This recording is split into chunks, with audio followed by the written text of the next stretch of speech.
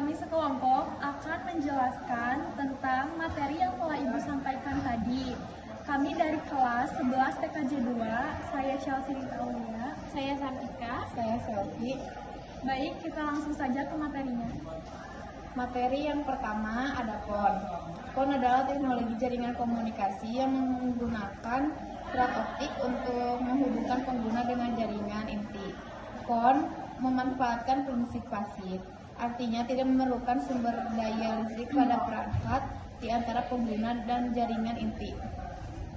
Baik, selanjutnya ada komponen PON. Yang pertama adalah OLT, Optical Line Terminal, terletak di sentral atau CO, Central Office. OLT berfungsi sebagai titik awal dan pengendali jaringan PON. OLT mengirimkan sinyal optik ke ONU atau ONT. Yang kedua ada ONU, Optical Network Unit. Terletak di sisi pengguna, ONU menerima sinyal optik dari OLT dan mengubahnya menjadi sinyal listrik. ONU juga dapat mengirimkan sinyal dari pengguna ke OLT. Yang ketiga ada ONT, Optical Network Terminal. Merupakan varian ONU yang lebih sederhana. ONT hanya melakukan konversi sinyal optik ke listrik tanpa fungsi pengelolaan data tambahan. Selanjutnya ada cara kerja PON. Yang pertama, OLT mengirimkan sinyal optik ke ONU atau ONT melalui serat optik. Kedua, sinyal optik dipisahkan oleh perangkat pasif seperti splitter ke beberapa cabang. Ketiga, ONU atau ONT menerima sinyal optik dan mengubahnya menjadi sinyal listrik. Yang keempat, penggunaan terhubung ke jaringan melalui ONU atau ONT. Yang kelima, data pengguna dikirimkan ke OLT melalui ONU atau ONT dan serat optik. Keenam, OLT mengirimkan data ke jaringan inti. Oke, di sini ada internet. Internet adalah jaringan komputer global yang menghubungkan miliaran perangkat seperti komputer, smartphone, dan server untuk berbagi informasi dan komunikasi. Internet memungkinkan pengguna untuk mengakses berbagai layanan dan sumber daya. Fungsi utama ada komunikasi, kedua informasi, ketiga transaksi online, keempat hiburan, kelima pendidikan. Manfaatnya ada menghemat waktu dan biaya, meningkatkan efisien kerja, memperluas akses ke informasi, membuka peluang bisnis dan ekonomi, meningkatkan kualitas hidup. Dan di sini juga ada router. Router adalah perangkat jaringan yang berfungsi untuk menghubungkan beberapa jaringan komputer dan mengarahkan lalu lintas data antara jaringan tersebut. Router berperan penting dalam mengatur komunikasi antara perangkat dalam jaringan dan internet. Fungsi utama router: 1. Menghubungkan jaringan beberapa jaringan lokal seperti LAN atau jaringan luas WAN.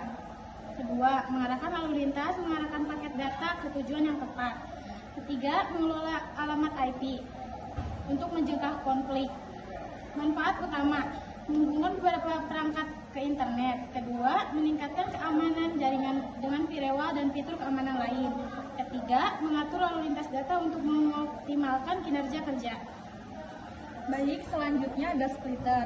Splitter adalah perangkat jaringan yang digunakan untuk membagi sinyal internet dari satu sumber menjadi beberapa bagian, sehingga dapat digunakan oleh beberapa perangkat secara bersamaan. Fungsi utama splitter adalah membagi sinyal internet ke beberapa perangkat, menghubungkan beberapa perangkat ke satu sumber internet, mengatur alokasi bandwidth untuk setiap perangkat, dan yang terakhir adalah meningkatkan fleksibilitas jaringan.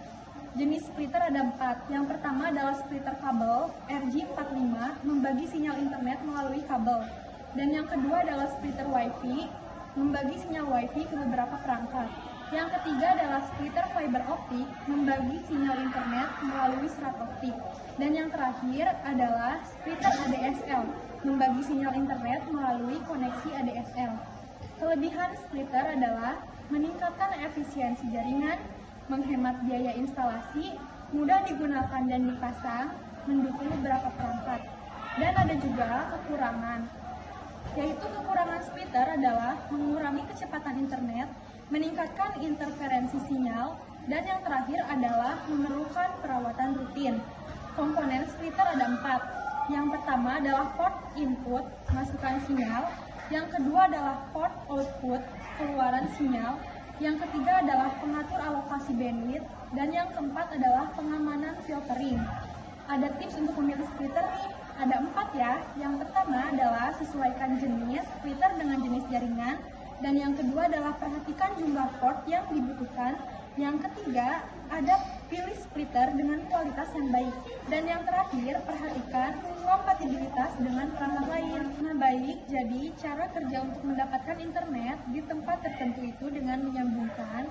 Yang pertama, tentunya harus ada internet, lalu ke router, lanjut ke OLT, lalu ke OTB, lalu ke ODC, ke ODP, lalu ke splitter dan join closure, lalu ke ODP, lalu ke ONT, dan ke rumah budi, dan yang terakhir ke NAT, sehingga terdapatnya jaringan internet di rumah budi dengan cara seperti yang saya sebutkan tadi.